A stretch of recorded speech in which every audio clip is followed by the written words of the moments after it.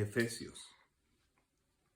Así que empieza Pablo diciendo, yo preso en el Señor. Entonces, lo primero que tenemos que aprender en esto es, ¿dónde estaba Pablo cuando escribió Efesios, Filipenses y muchas de estas grandes epístolas? Estaba en la prisión. Quiere decir que nuestras circunstancias no determinan nuestra fidelidad a Dios. Nosotros podemos ser fieles a Dios en las circunstancias que nos rodean. Pablo tenía circunstancias mucho más difíciles que el confinamiento, que las medidas que nosotros estamos enfrentando, y sin embargo estaba pensando en el reino, estaba pensando en el propósito y en el plan de Dios. Pablo es preso en el Señor, él le reconoce que está preso y está preso debido a Cristo, y dice, os ruego que andéis como es digno de la vocación a la que fuisteis llamados. Es decir, esa palabra vocación habla de el llamado, de aquello a lo cual Dios nos llamó. Y dice, quiero que anden en una manera digna de lo que Dios hizo. ¿Cómo fue que Dios nos llamó? Nos llamó a través del sacrificio de su propia vida, a través del sacrificio de su propio Hijo. Cristo entregó su vida por nosotros. Y la respuesta que el Nuevo Testamento exige, que considera el único culto racional, lo único lógico que podemos hacer al respecto, es que entonces nosotros vivamos para Él. Entonces somos llamados a ser de Él. Dice la palabra de Dios en 2 Corintios capítulo 4, versículo 5, y por todos murió para que los que vivan ya no vivan para sí mismos, sino para aquel que murió y resucitó por ellos. Ese es el llamado que nosotros todos tenemos en la vida, a ser entonces de Cristo. Y ese llamado tiene implicaciones. ¿De qué significa esto en cuanto a nuestra manera de vivir? ¿A qué somos llamados? Somos llamados en primer lugar, dijimos, a ser de Cristo, pero también somos llamados a un estilo de vida. Dice, con toda humildad y mansedumbre y con paciencia, soportándoos. Eso es una palabra importante, o sea, no siempre va a ser fácil, no siempre va a fluir, pero soportando los unos a los otros en amor, esforzándoos por preservar la unidad del Espíritu en el vínculo de la paz. Entonces, ahí está hablando del fruto del Espíritu. Está hablando sobre una cierta manera de ser, sobre una cierta manera de relacionarnos los unos con los otros, de una cierta manera, de un cierto carácter que construir, que es un carácter parecido al carácter de Cristo. Pero también somos llamados a una fe común. Somos llamados a ser parte de la iglesia, dice en el versículo 3, solícitos en guardar la unidad del Espíritu en el vínculo de la paz, pero luego dice un cuerpo. Hablábamos de eso la semana pasada. Somos llamados a ser todos parte de un solo cuerpo. Pero dice también un espíritu, porque todos nosotros fuimos hechos parte del cuerpo de Cristo a través del Espíritu Santo. Todos nosotros hemos recibido el Espíritu Santo, como fuisteis también llamados, dice, a una misma esperanza.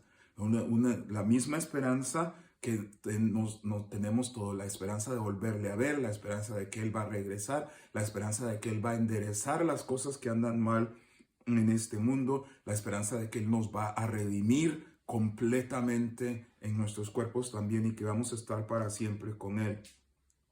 De nuestra vocación, hay un solo Señor, que es Jesucristo nuestro Señor. Hay una sola fe, que es la fe que han creído los santos desde el principio. La fe en Jesucristo, la confianza en Jesucristo, la confianza en su palabra, la confianza en lo que la palabra de Dios nos dice de Él. Un bautismo, y ese bautismo también tiene implicaciones. Un bautismo que dice, ya no vivo más para mí mismo, muero a mí mismo y resucito para una nueva vida. Una vida que ya no vivo para mí, sino para Dios. Un solo bautismo, pero también un solo Dios, que es ¿quién? El Padre de todos, el cual es sobre todos y por todos y en todos. Entonces tenemos una relación con Dios, una relación con un solo Dios, pero con un solo Dios que es nuestro Padre, un Dios que tiene una relación con nosotros, un Dios que está lejano, que es suficiente, que es enteramente otro, pero que también es interactivo, que también está presente, que también es parte de nosotros mismos.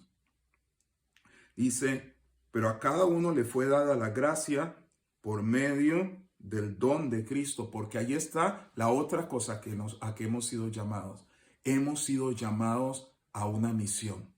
Y para cumplir esa misión, cada uno de nosotros ha recibido dones. Y cada uno de nosotros ha recibido una medida de ese don de fe en su corazón, para que nosotros hagamos la voluntad de Dios y para que hemos recibido esa gracia de Dios conforme al regalo que Cristo nos dio. Por eso dice el versículo 8. Por lo tanto, esta es una cita del Antiguo Testamento. Subiendo a lo alto, llevó cautiva la cautividad. Es decir, que Cristo, cuando Él resucitó, rescató a todos aquellos que estábamos cautivos de la muerte, cautivos del diablo, cautivos al viejo orden de este mundo, y dio dones a los hombres, derramó sus habilidades, derramó sus regalos sobre los seres humanos.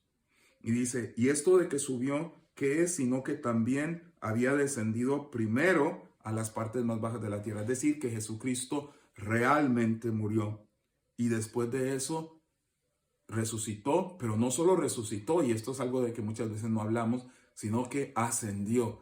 Pero ascendió no para alejarse de nosotros, sino para llenarlo todo.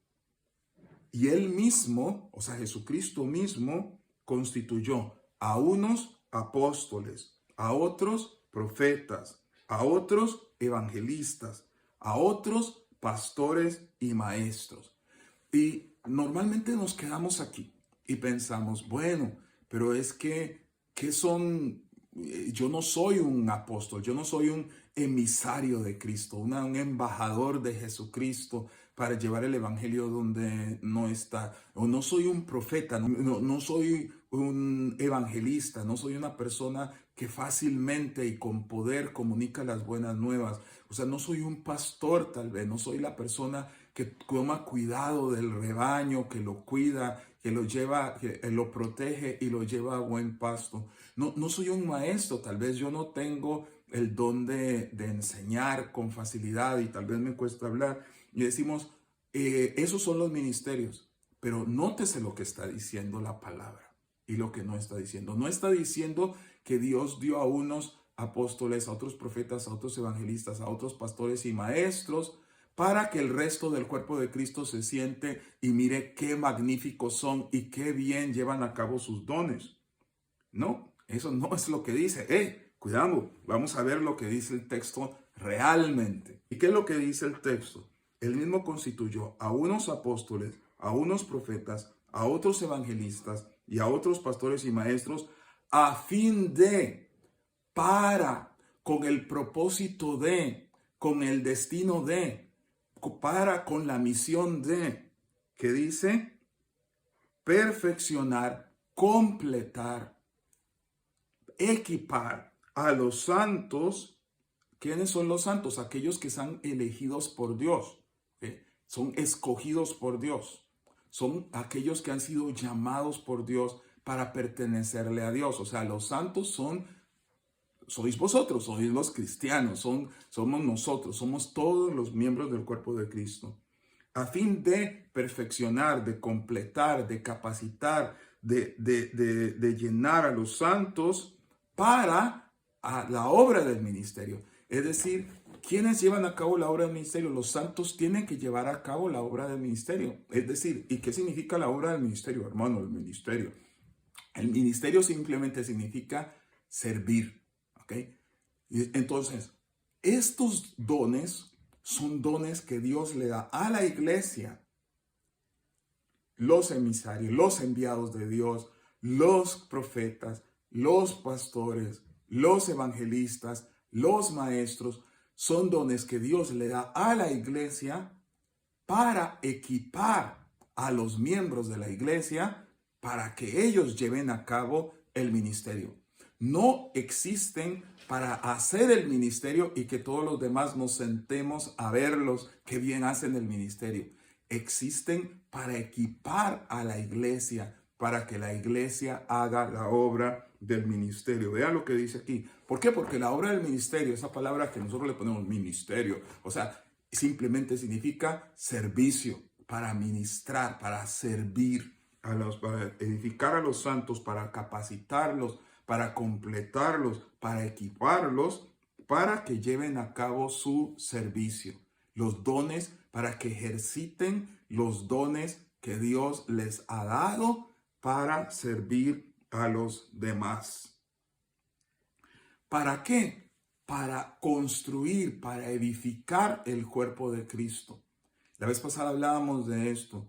Todos aquellos que pertenecen a la iglesia somos el cuerpo de Cristo, pero el cuerpo de Cristo no está completo. Dice, para la edificación del cuerpo de Cristo, es decir, para completar, para construir, para llevar a cabo, para perfeccionar, para completar la obra de Cristo, para que podamos ayudarnos unos a otros a crecer hasta cumplir plenamente nuestra función dentro del cuerpo de Cristo, para traer al cuerpo de Cristo aquellos a quienes el Señor está llamando y que tienen que ser parte también del cuerpo de Cristo.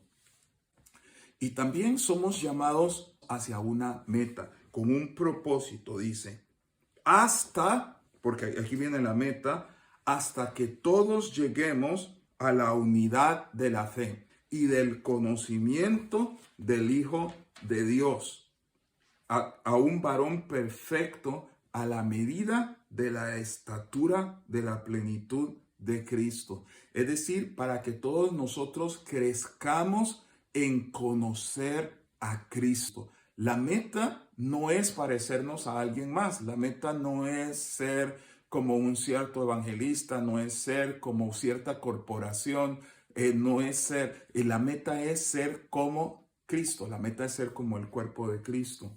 Dice, a fin de que no seamos niños fluctuantes, llevados por doquiera de todo viento de doctrina, por estratagema de hombres que para engañar emplean con astucia las artimañas del error. O sea, para que no tengamos toda clase de doctrina, que cualquier pensamiento entre y nosotros lo sigamos y no podamos distinguir lo que es de Cristo y lo que no es de Él, sino para que nosotros estemos firmes en la fe.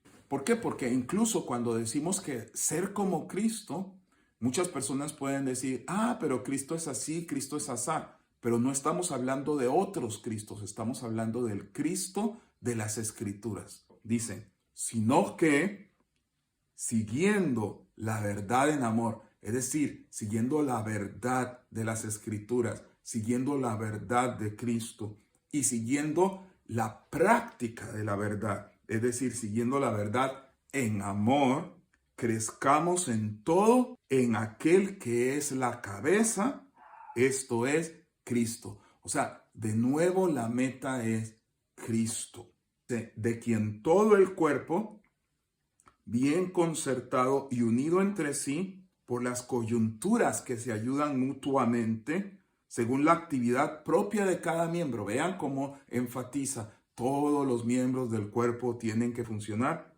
recibe su crecimiento para ir edificándose en amor. Cuando hablamos entonces de la meta de nuestra vida, cuando hablamos de la meta de nosotros como comunidad, estamos hablando de parecernos a Jesucristo. Pero la meta a la que nosotros todos como iglesia tenemos que crecer y tenemos que ayudarnos unos a otros a lograr es parecernos como cuerpo cada vez más a Jesucristo. Somos llamados a crecer juntos, somos llamados a ejercer nuestros dones, somos llamados a parecernos a Cristo, somos llamados a conocer a Cristo cada vez más, al Cristo de las Escrituras, para que no seamos llevados de acá para allá por cualquier cosa que a alguien se le ocurra.